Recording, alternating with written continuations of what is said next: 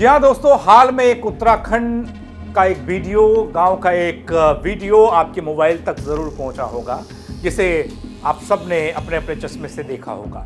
कई लोगों ने इसे कहा देखकर कि सास ने नई नवेली दुल्हन को थप्पड़ मारकर उसका स्वागत किया। किसी ने कहा कुछ और, लेकिन अब सास बहू एक साथ सामने आई तो तोड़ दी चुप्पी, कहा इस कारण से मारा थप्पड़। पूरा कारण और बताने के लिए आया हूं दोस्तों कि उत्तराखंड देवभूमि में आखिर ऐसा क्या हुआ या होता है। नमस्कार, पहला मैं पंकज रौतेला, आप देख रहे हैं उत्तराखंड न्यूज। इस खबर और तस्वीर पर मैं कुछ कहूं इससे पहले आपको वो वायरल वीडियो दिखाना चाहता हूं जिस पर कई सवाल जवाब और कई तरह की टिप्पणियां हो रही हैं। अब उसे देखिए।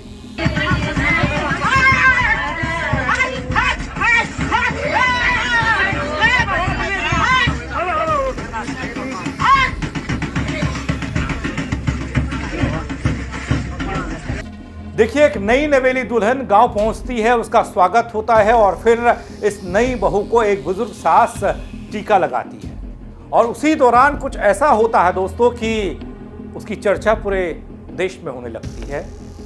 बुजुर्ग सास अचानक से चिल्लाने लगती है और नई गांव आई बहू को मारती दिखती है, धक्का देती है और थप्पड़ मारती है। हालांकि इस पर बहू का कोई रिएक्शन नहीं होता, वो नहीं भी है और शायद थोड़ा समझ में नहीं पाई अचानक से क्या हुआ।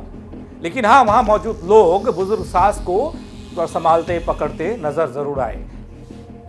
वो कुछ बोल रही हैं और जो कंपन की शुरुआत टीका लगाने के दौरान हुई वो अभी थमी भी नहीं है, आप वीडियो के जरिए देख सकते हैं। वहां मौजूद एक व्यक्ति हाथ जोड़कर चिंता भी जताता है और समझाता भी है।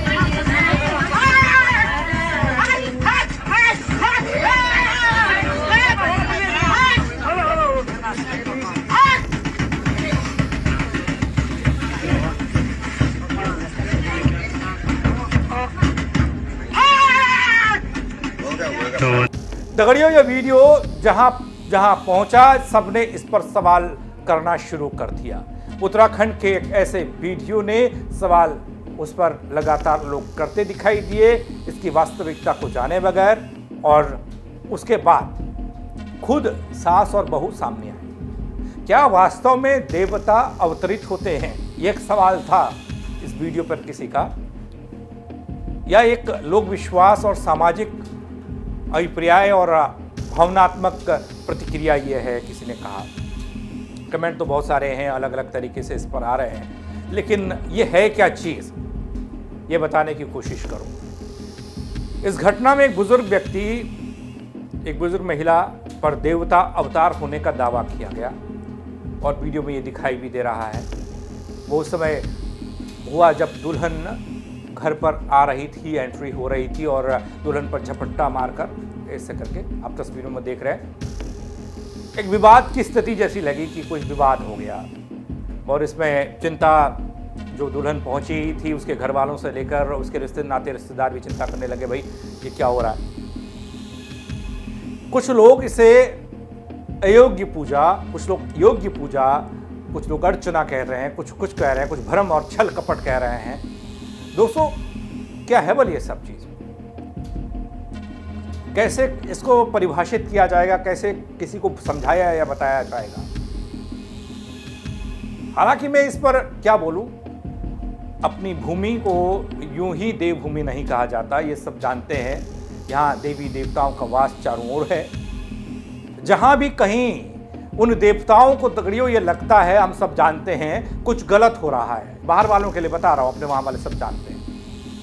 जहां कहीं भी लगता है कुछ गलत हो रहा है, कुछ गलत छाया है, कुछ भूत पिशाच या कुछ अलग तरीके का लगा है, लगता भी है, उधर लोग मानते हैं तो लगता है, तो वहां पर इस तरह की चीजें आ जाती हैं। अवतरित होना या माता का आना या किसी देवता का आना लाजमी है या आम बात है, इसमें कोई अचरज नहीं किसी को।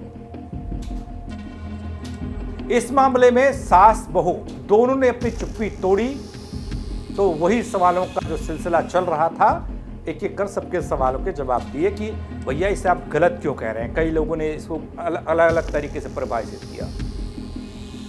तो उन्होंने खुद बोला कि इसे गलत कहने की हिमाकत मत कीजिए, ज़रूरत मत कीजिए, कोई भी गलत चीज़ नहीं है, ये अच्छा है, हमारे लिए अच्छा संकेत है। अगर हमारे शुभ कामों में माता अवतरित होती है, देवता आते हैं और वो उस दौरान कोई भी चीज़, कोई भी घटना इस तरह की करते हैं, उसके कई मायने निकाले जाते हैं। ये तो उत्तराखंड वाले भली भांति जानते हैं। माता रानी की कृपा आप सभी पे बने रहे। पर अभी जो जिस दिन हमारी बहू घर पे पहुंची तो उस दिन आप लोगों ने मतलब हमारे यहाँ होता है, देवी देवता मानते हैं, होता है। जब बारात आई वहाँ से तो थोड़े ये रास्ते में रुके, थोड़ा जंगल इलाका था, तो थोड़ी सी हमारे यहाँ मानते हैं। जो उत्तराखंड वाले होंगे वो सारे समझते होंगे, जानते होंगे कि हमारे यहाँ देवी देवता होते हैं, ये होते हैं। और वो मैं नहीं थी, हमारी सास थी बगल वाली। हमने तो अपने बहू का अच्छा से दिल से स्वागत किया। वो हमारी बहू के आज वो हमारे घर की लक्ष्मी है, हमारी बेटी आज से वो है, हमारी बेटी हमारी लक्ष्मी है। हमने तो उनका दिल से अच्छा से स्वागत किया। तो वो जो आप लोग गलत तरीके से जो सोच रहे हैं कि सास ने पीटा, ये गलत तरीका मत सोचो और मत ले जाओ इसको। वही तो हमने जगह जगह शेयर मत करो, ये मत करो, जगह जगह शेयर। हमारे यहाँ देव जो जितने भी उत्तराखंड वाले होंगे ये सब समझते होंगे कि हमारे यहाँ देवी होती हैं, देवता होते हैं, मानते भी हैं। तो वो जो हवा लगते हैं उसको दूर करते हैं, मतलब देवता आते हैं, इनको थी हवा से हमारी रक्षा ही करी उन्होंने, वो रक्षा करी, मतलब कि वो जो बुरी बला थी, जो हवा थी, वो मतलब दूर किया। और ऊपर से ऐसे ऐसे लोग है ना, मतलब पर जो गलत बुजुर्ग आदमी है उनके लिए भी इतनी बातें बोल रहे हैं। ऐसा जानबूझ के तो वो भी नहीं चाहेंगे यार कि नहीं बहू को मैं थप्पड़ मार दूं। जानबूझ के कौन करेगा ऐसा? वो खुद ही आते हैं, ऐसा कोई इंसान नहीं करता। वो माता रानी खुद ही आती है, प्रकट होती है। वो जो भी गलत वो होते हैं, गलत हवा जो उनको दूर करते हैं। और हमारी बहू ठीक है तब से, ठीक है। वो थोड़े जंगल के रास्ते से आई, ऐसे लाल कपड़े भी पहनते हैं, थोड़ा रास्ते में हवा भी लग गई, थोड़ा रास्ते में रुके थे, जंगल इलाका था, थोड़ा फोटो शूट किए तो उसके कारण थोड़ा उसको हवा लग गई थी। तो बस ऐसा कुछ नहीं था दोस्तों। वैसे तो सच है दोस्तों कि उत्तराखंड वाले तो इस बात को मानते भी हैं, जानते भी हैं और वो बुरी बला को दूर करने के तमाम उपाय भी जानते हैं, भगाना भी जानते हैं, क्योंकि ऐसी स्थितियां वहां बन जाती हैं अक्सर।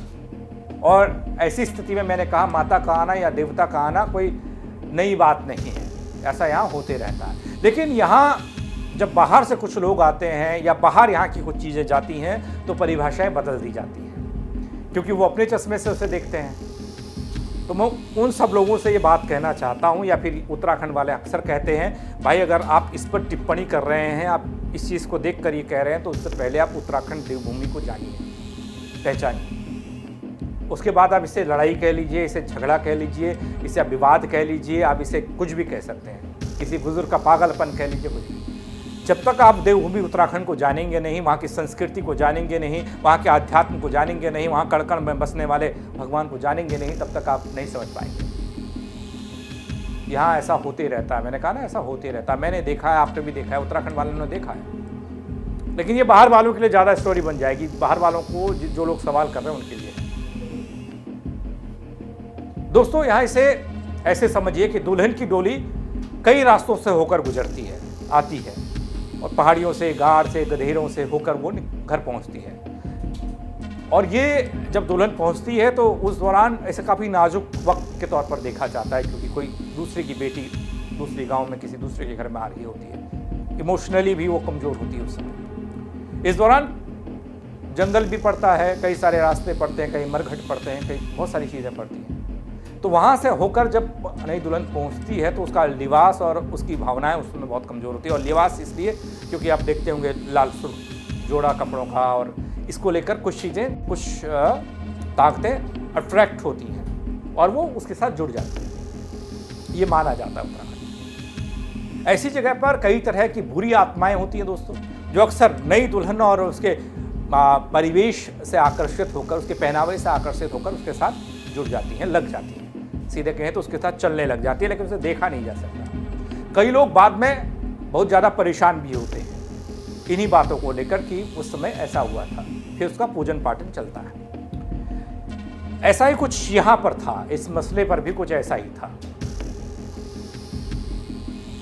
घर की नई बहू, उसकी सास भी इस बात को बता रही हैं कि क्या था, किस तरीके से होता है। मेरे से बेटर आपको वो बता पा रही हैं, आप उसको भी सुनिएगा। और आप जिन्होंने वीडियो शेयर करी है उनके लिए भी धन्यवाद। धन्यवाद तुम्हारे लिए भी, पर तुमको ऐसा नहीं करना चाहिए था।